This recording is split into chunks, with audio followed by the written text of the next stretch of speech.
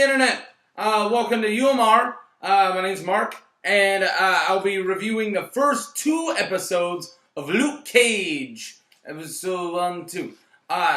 It just dropped on Netflix at 2 a.m. last night. I woke up at about 6 o'clock on my day off to watch a couple episodes, and I watched 1 episode, and then I napped till like noon, and then I watched another episode, and here I am. And I got all kinds of stuff to do. Hopefully we're going to go see another movie today, and then, or see a movie today and review that, and then I got all these Luke Cages to do, and yeah, it's going to be fun reviewing and watching TV and movies this weekend. So anyways, the way that a TV review for us works is I'm going to talk about the first 2 episodes in a non-spoiler way of Luke Cage, Netflix Luke Cage. I'm going to talk in a non-spoiler way for about the first 2 episodes, and then I'm going to give my review on that in between 1 and 5, and I'll just do it here on my hands.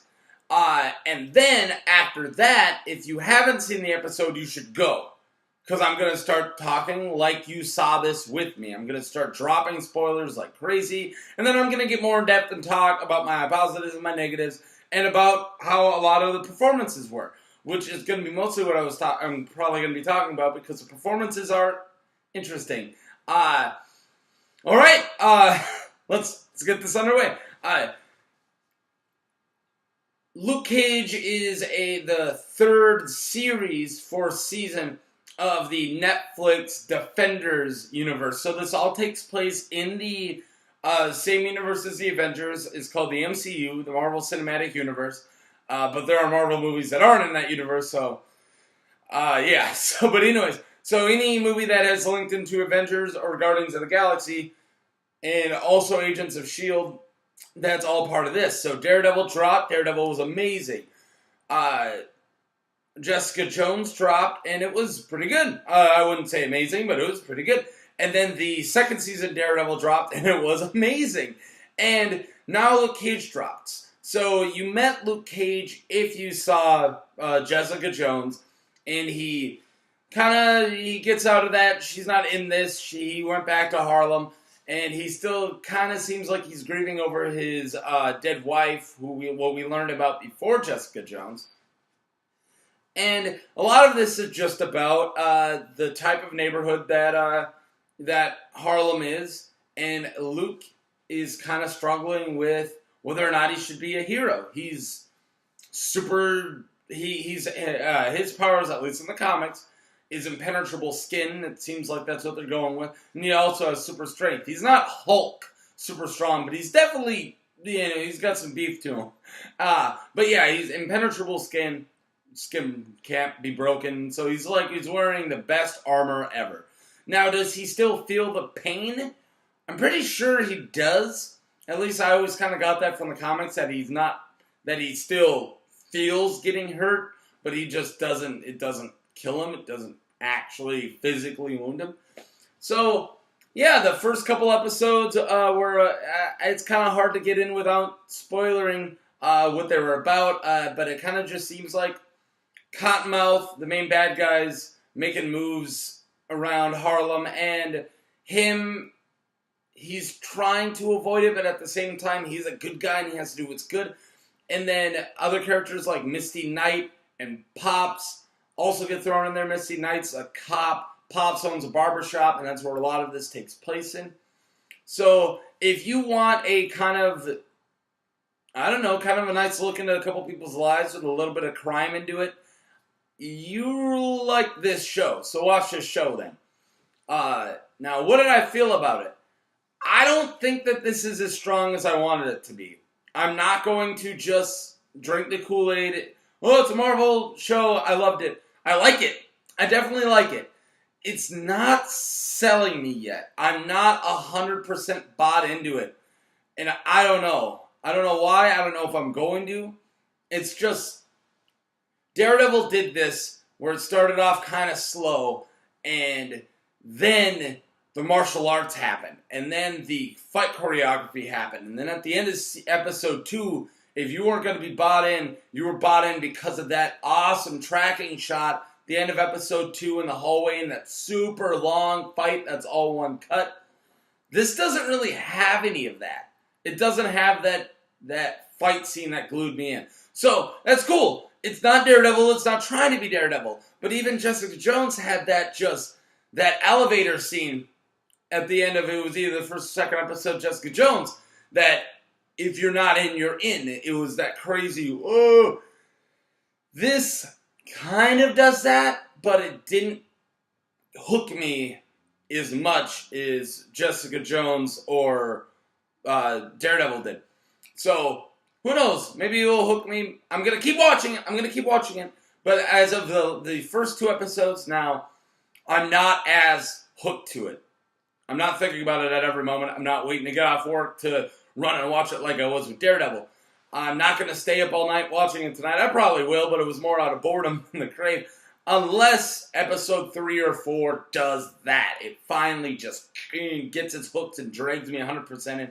So right now, out of 5, I'm probably going to be giving it a 3. Which isn't a low. This is still a fresh. This is still above 50%. 3 out of 5. So don't be hating me saying it's a negative review because it isn't. It's just not completely engulfing my attention right now like Daredevil did. So, alright, if you don't want to be spoiled, get out of here. I'm going to talk spoils. So leave, go, bye. I got some names here. So, I already knew. Mike Colter is Luke Cage. Now let's talk about performances. Mike Colter is Luke Cage. He was good in Jessica Jones. And maybe him and I'm going to get to another actor.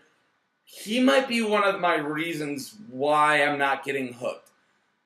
A lot of people are talking about the charisma that this actor has and that this character has. And I guess I'm just not seeing it. I'm sorry. I'm just not. And I'm not saying he's a bad actor at all. He just hasn't been giving a lot to do yet. He has a lot of that silence. He's that silent hero. And he isn't getting that. He isn't I don't even know what word I was looking for, but embracing that, I don't know. The whole silent, brooding hero thing, I'm just not embodying. He's not embodying that the way that other people have. And maybe, again, this is still only episode 1 and 2, but he's just not as interesting as Luke Cage as I want. And maybe I don't know, Luke Cage has always kind of been more of a smartass in the comics. He's a little bit more edgy, and he's not just this quiet and brooding. He's kind of like, he makes a lot of quips, and he's a little darker, and I'm just not 100% getting that right now. Moving on, and then the other guy the guy who's playing Cottonmouth, I don't want to butcher his first name. His last name's Ali. It's Mahershala Ali. I'm sorry, I'm bad at reading. Mahershala Ali as Cottonmouth. He had that Biggie Smalls scene in the first episode. He's about to beat the crap out of the guy, and he's got the big Biggie Smalls, and he's talking to you. Yeah, he got me in that one. That was a good scene. I really like that scene.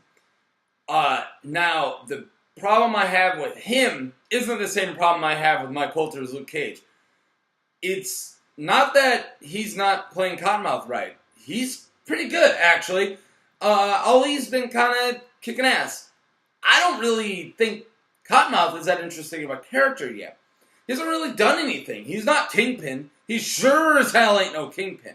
He's not at all. Being obsessed with Biggie Smalls is not interesting enough.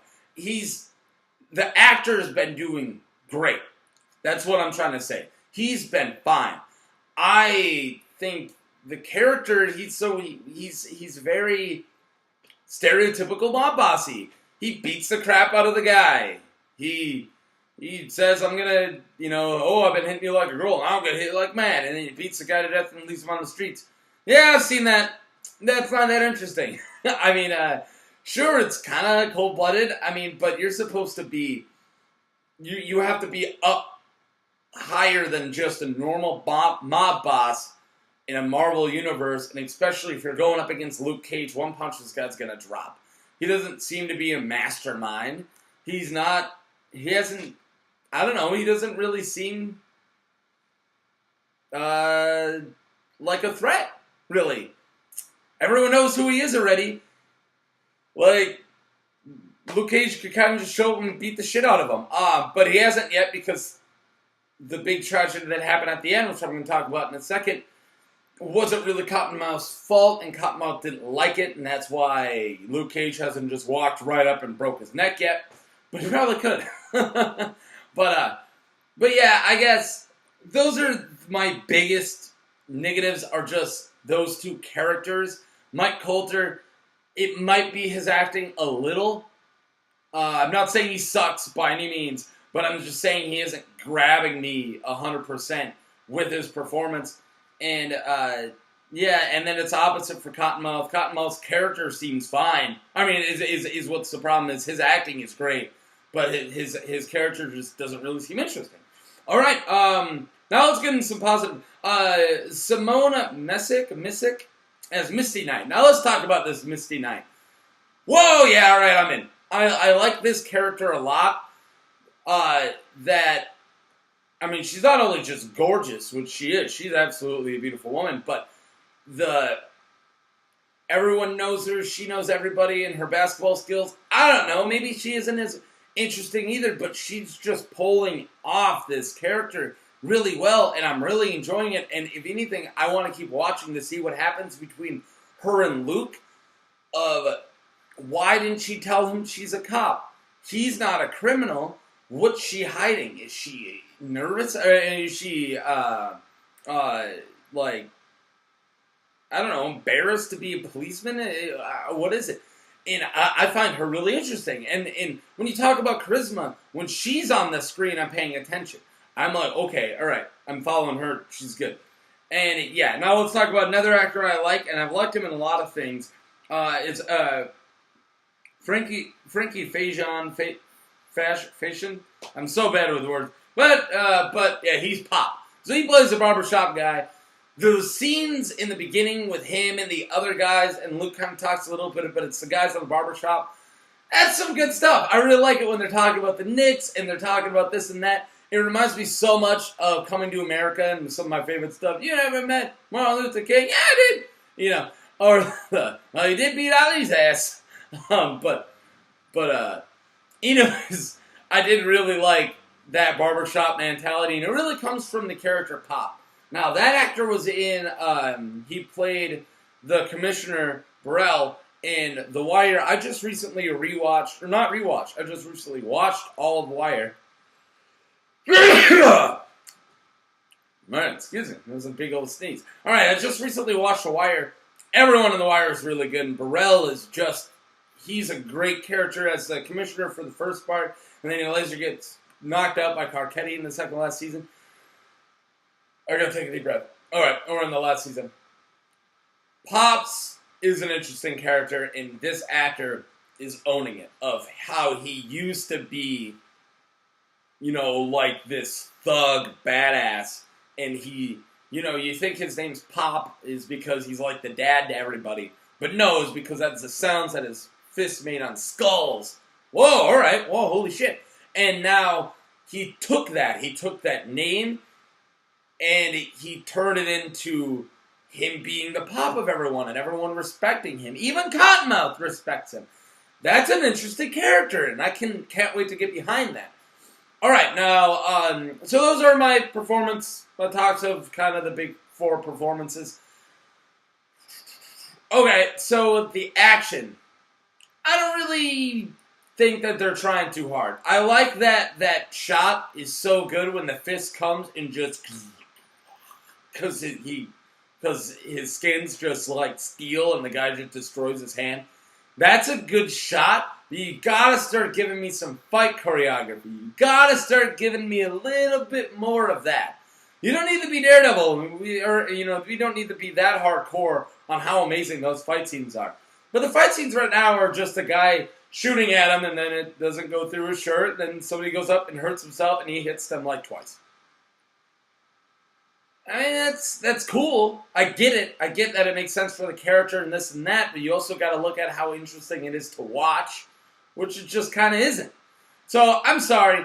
this seems more negative than it actually is. I'm just pointing out the flaws because I know that a lot of people won't be pointing out the flaws because a lot of people give a free pass to the Netflix shows or the Marvel Netflix shows. So I do have to state these are the problems I had with it, and they are there. Now, is this good? Yeah, it's good. I'm going to keep watching it, and I'm actually excited to keep watching. So if you're mad about this being a negative review, it is a negative review. It just isn't a 5 out of 5. If you want a 5 out of 5 review, watch me review The Night Of. I loved those shows, and I got dislikes on that because I was pretty sure it's because I was too positive. But I didn't have anything negative to say about it. Here, actually, I have something negative to say. So, alright, I can't believe I spent 15 minutes on just 2 episodes. I'll get back to you guys once I watch more. I might just watch the rest and then do the rest of it like that. So we'll see. If I break this up into too many, sometimes I don't get the rest out because it takes you too long to watch them because I have a life and stuff. So, all right. Have a good one. Bye.